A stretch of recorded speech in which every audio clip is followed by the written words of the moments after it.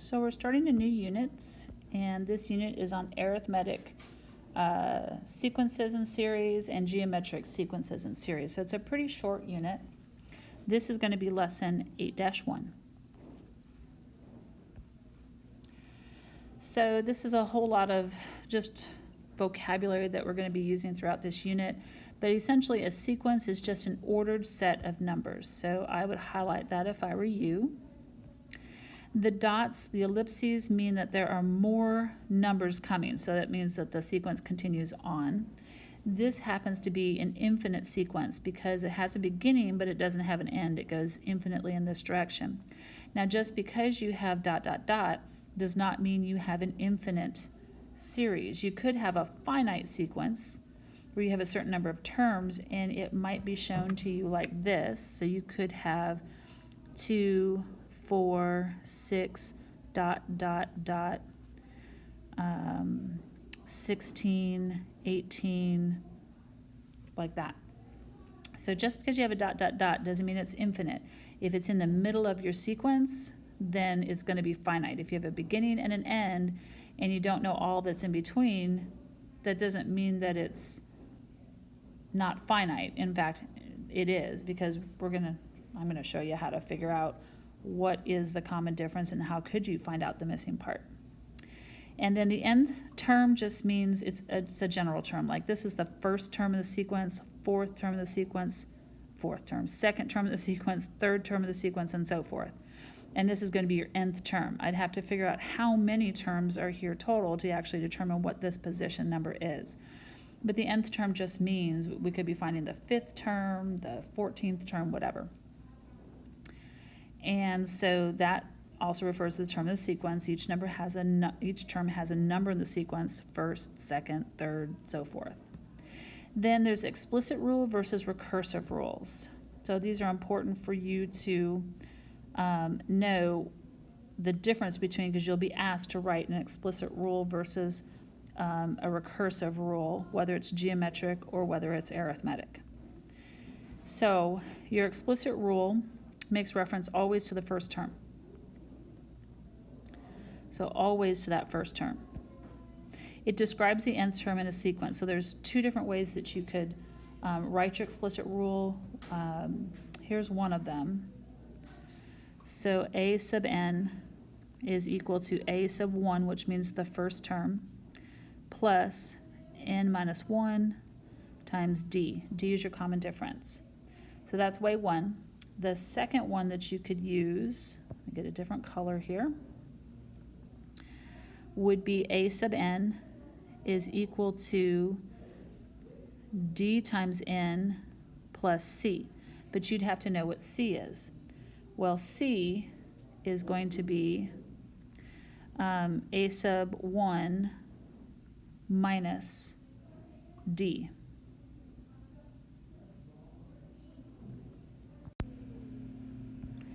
This is not my favorite one because I don't like to have to memorize a bunch of stuff, and I've just used this for years, and so I'm just used to using this one. But you can use either one of these that you want to write your explicit rule. We do want to use our algebra and simplify whatever we get here, and I'll show you what that looks like in a bit. But this is a typical example of what an explicit rule looks like. A recursive rule always makes reference to the previous term. And what does that mean? So, for instance, here, to get the next term, we have to take the previous term and add 2 to it. We have to take this term and add 2 to it to get the next term. So you always take the previous term and do something to it. To get the next term here, you're going to take the previous term 9 and add 2 to it. So it makes reference to a previous term. So there are two parts to a recursive rule. There is the first part, which you have to define what the first term is. So a sub 1 equals 6 in this case. And then the second part of the rule, you're going to take n minus 1. Well, what does that mean?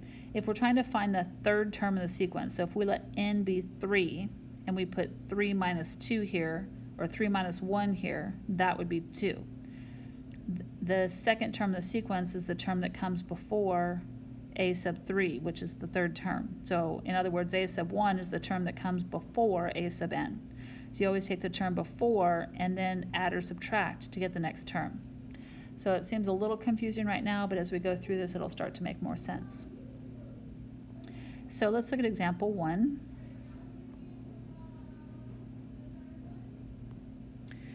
So a sequence has an explicit formula right here. You are to find the 12th term. So all you're going to do is take n, which is 12, and plug it in wherever you see a 12. So for instance, let me get my colors set. I have a sub 12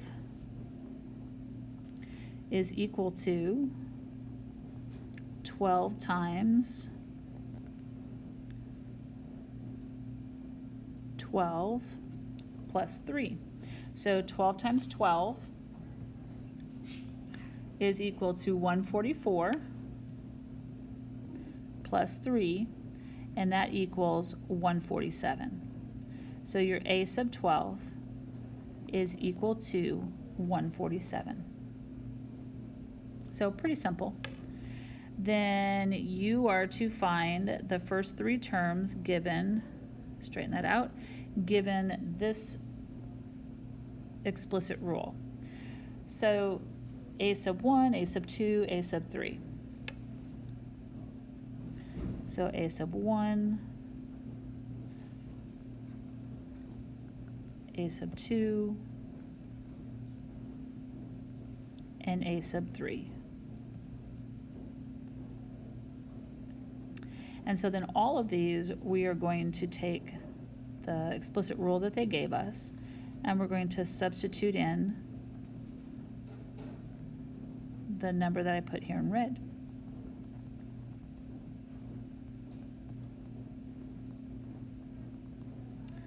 So I'm going to substitute in 1, 2, and 3.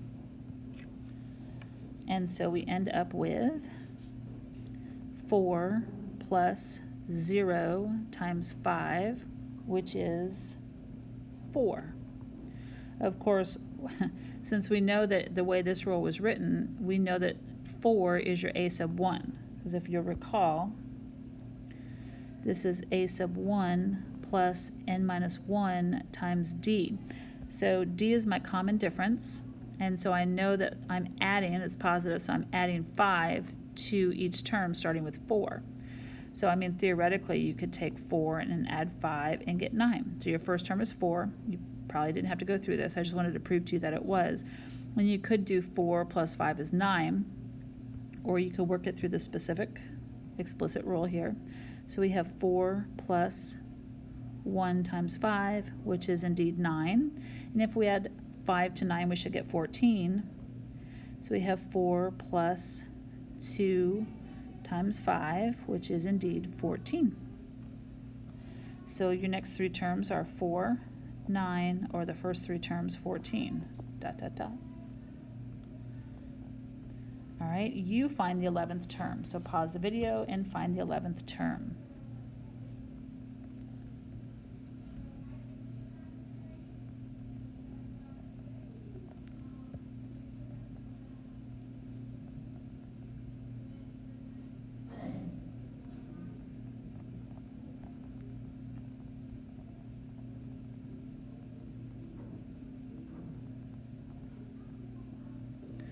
So the explicit term, because before you were probably thinking, well, why should I use the explicit term when I could just add 5 every time? Well, if I ask you to find the 11th term, who wants to add 5 11 times? Or what if I ask you to find the 100th term? Who wants to add 5 99 more times? I don't. So the explicit rule is actually very useful. All right, so in example 3, it says the number and sequences below follow general pattern. Can you write the general rule? So for instance, you were looking for, and I highly suggest that you write or start off with a sub n is equal to a sub 1, the first term, plus n minus 1 times your common difference of d. So you want to find the common difference first, and then use your a sub 1 and write your rule, and then of course you want to simplify your rule. So I'm going to make these much bigger so we can see them. Okay, so I'll do the first one, and then you can do the other 2 on your own. So in order to find your rule, what are you doing here to get to here? So you must have added 10, added 10, added 10. So that means that R is equal to a positive 10. So your rule is going to be A sub n is equal to 6 is my first term, so 6 plus n minus 1 times my rule, or my common difference of 10. So then I'm going to distribute that 10 all the way through, and I get 6 plus 10n minus 10. Collect like terms. I always like to write it in descending order. So A sub n is equal to 10n minus 4. Now, pause the video and you do B and C on your own.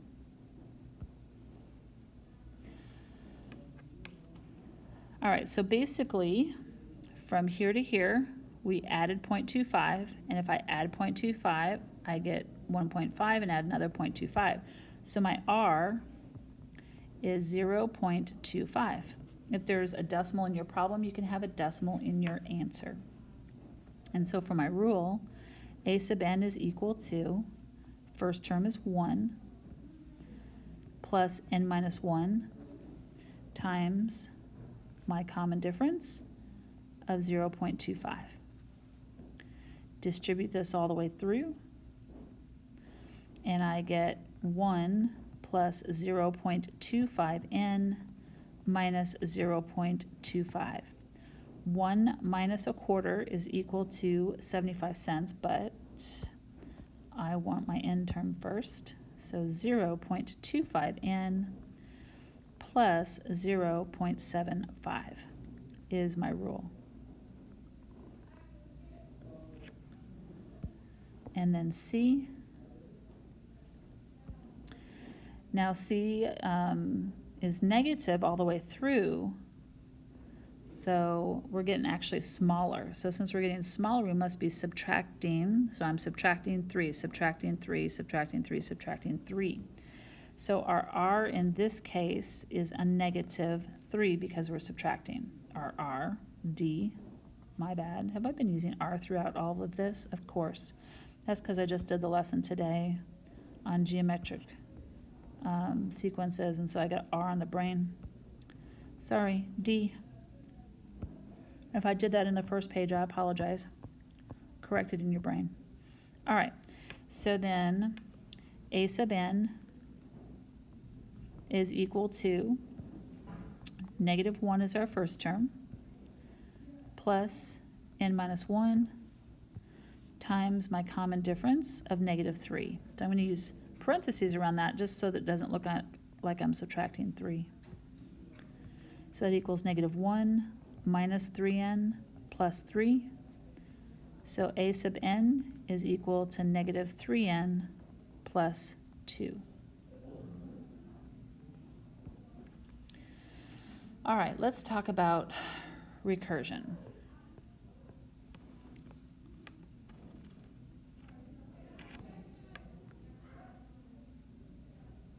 All right, so a recursive sequence contains two parts. So an initial condition and the recursive formula.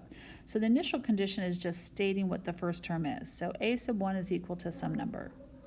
Then all you're going to do is, if we're finding A sub n, the previous term is n minus 1. So we're going to take the previous term and add the common difference to it. That's it. So you have to find your common difference. So let's look at A. And then our common difference, as I look from term to term, we added 3 all the way through. So my common difference, D, is equal to a positive 3. So for your rule, you're just going to take A sub 1, which we can see the first term is 1, and then write your rule. A sub n is equal to A sub n minus 1, and then because our common difference is 3, we're just going to add 3. And this is it. That's all you have to do. Easy. So then you do B on your own. figure out what the common difference is and write your recursive rule. Pause that video. Okay, so as we look at these numbers from here to here, I got smaller, so I must have subtracted, and I must have subtracted 5. So my common difference is equal to -5.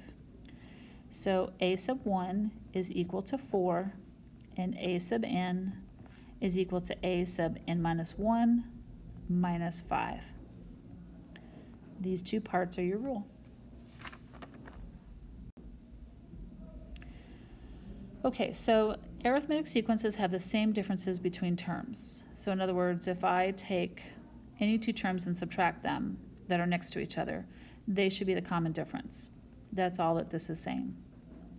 So this is just a repeat of the things that you need to be studying. So I'm going to highlight the things that I think are important. So for your explicit or general forms, you have to know both of those terms mean the same thing. If you're asked to write an explicit or general form rule, you can actually learn, this is my favorite, I prefer this one. And so I'm going to star that because this is my preferred method. You may not like it as well. And if that's the case, then you can use this method, but you also have to memorize what C is as well. For your recursion formulas, you do have to know both of those.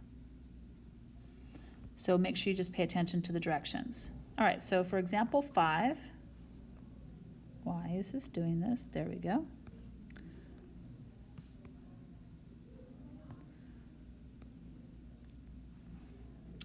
So example 5 asks, is the sequence an arithmetic sequence? All you're looking for is a common difference. As we go from 1 to 5, we must have added 4. From 5 to 9, add 4, add 4, add 4. You've got to check it for everything. And so since it has a common difference, the common difference is equal to 4. And we're just going to write the rule for chuckle's sake. So the rule would be a sub n is equal to, your first term is 1 plus n minus 1 times your common difference of 4. Distribute it through. You get 1 plus 4n minus 4. And so a sub n is equal to 4n minus 3. So, yes, the common difference, if you have to justify why,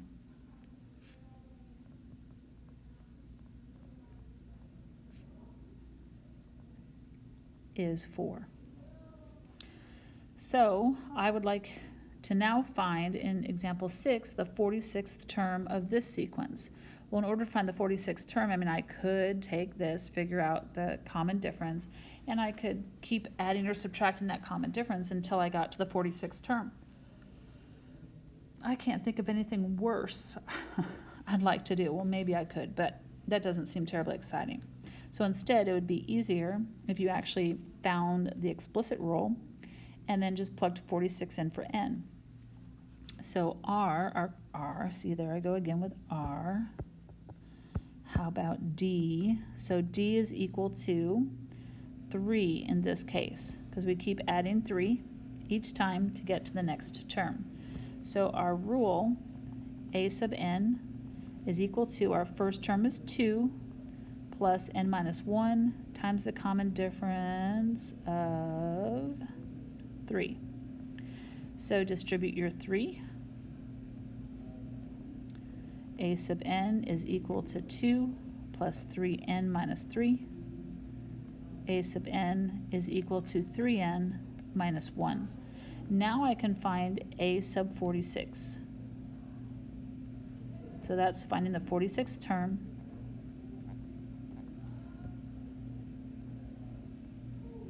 And so if I take 3 times 46,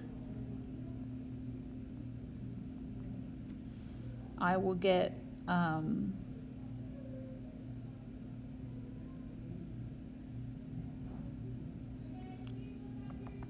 have no idea because I just did something a little bit different, so let me figure it out. Da da da da da. Keep thinking. 3 times 46. 138. And then 138 minus 1 is 137. So our 46th term is 1 137. Piece of cake. All right, last page. So in this page, you're going to find some missing terms and a couple other things. So if you're finding the missing terms in the sequence, it's hard to tell what the common difference here is because I only know the first and the last term. I don't know the middle two. So here's the process or the procedure you're going to use. Think of this in terms of commas. You've got 1, 2, 3 commas. So I'm going to find the difference between the first and the last term. That gives me the total range of numbers in between here. So your first step is to find the difference.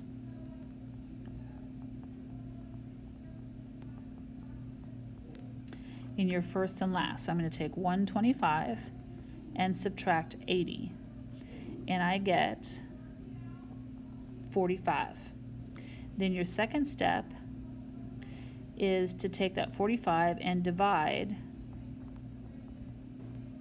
number 1 by the number of commas.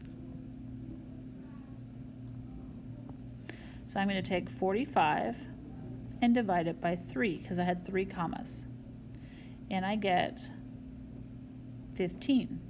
Well, 15 ends up being my common difference. So number 3, your common difference, so let's see, D is equal to the answer to number 2. So in our case, D is equal to 15. So all I have to do is take 80 and add 15 to it. So if I take 80 and add 15 to it, I get 95. And if I take 95 and add 15 to that, I get 110. And if I take 110 and add 15 to that, I do get 125. So again, take the difference between the first and the last, take that number, divide it by the number of commas you have. If you have 5 commas, you divide it by 5. But this time we had 3, so we got 15. That becomes your common difference, and you're going to add that to every term that you need. All right, look at number 8. The number of seats in the first 16 rows of an arena form an arithmetic sequence. So that's important because they're telling you that there's a common difference. So if there are 20 seats in row 1, 23 seats in row 2, the question is how many seats are in row 16? So I'm going to set up my sequence. So I've got 20. Ooh, I certainly don't want that. Try that again, 20. And then row 2 has 23. And then I don't know any more, but that's enough to give me my common difference. My common difference must be a positive 3. So if I want to know how many seats are in row 16, I need to set up an explicit rule. So A sub n is equal to my first term is 20 plus n minus 1 times 3. Distribute, and I get 20 plus 3n minus 3, which equals 3n plus 17. So now I can find A, so that's A sub n, I can find A sub 16 because I want the 16th row.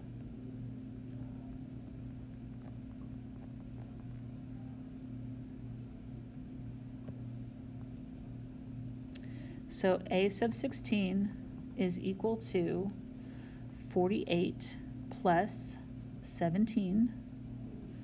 So A sub 16 is equal to 65. So therefore, there are 65 seats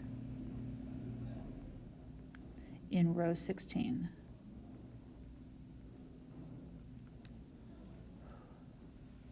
Last problem, the arithmetic mean. The arithmetic mean is just an average. If you got one number in between 2, you're just going to add these 2 numbers together and divide by 2.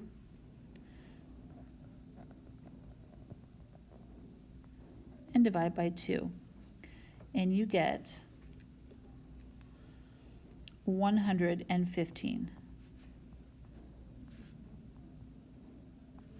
And so if you only have one number that you're trying to find versus in number 7 we had 2 or 3 or 4, whatever it might happen to be, this is a quicker method, is just to find the average. And that, my friends, is it. Good luck on your homework. Let me know if you have any questions.